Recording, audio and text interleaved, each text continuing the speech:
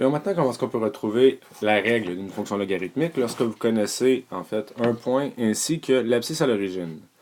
Donc, ici, lorsqu'on connaît l'abscisse à l'origine, ça simplifie énormément les choses. Donc, on va aller inscrire ici les coordonnées d'un des points de la courbe. Donc, on va prendre le point 2, 2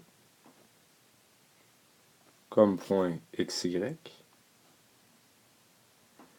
et l'abscisse à l'origine. Donc, ici, l'abscisse à l'origine qui est le point 0, excusez, qui est le point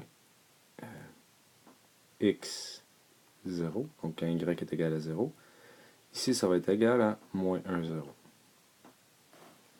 Et on a besoin également de l'asymptote. Ici, notre asymptote, l'équation, c'est x qui est égal à moins 2.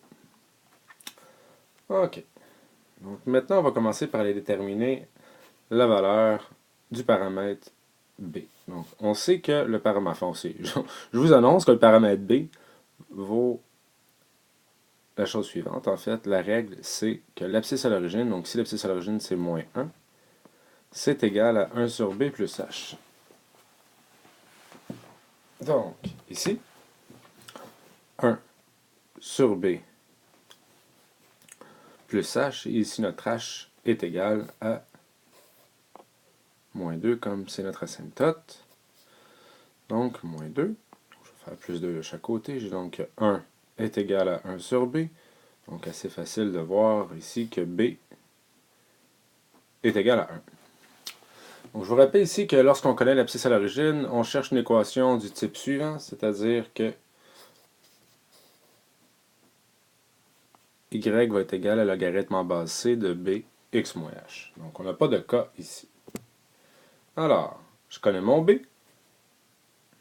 Ce qu'on va aller faire maintenant, c'est qu'on va aller retranscrire les informations là dans l'équation logarithmique. Donc, y est égal à logarithme en base c de b.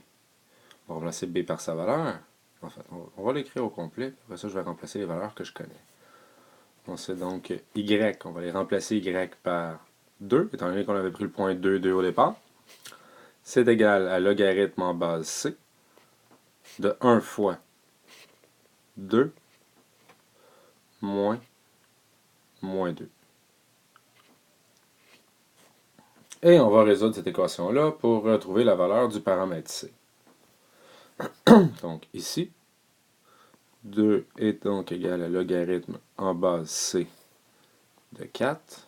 On a donc c à la 2 est égal à 4. On peut en tirer en faisant la racine carrée de chaque côté.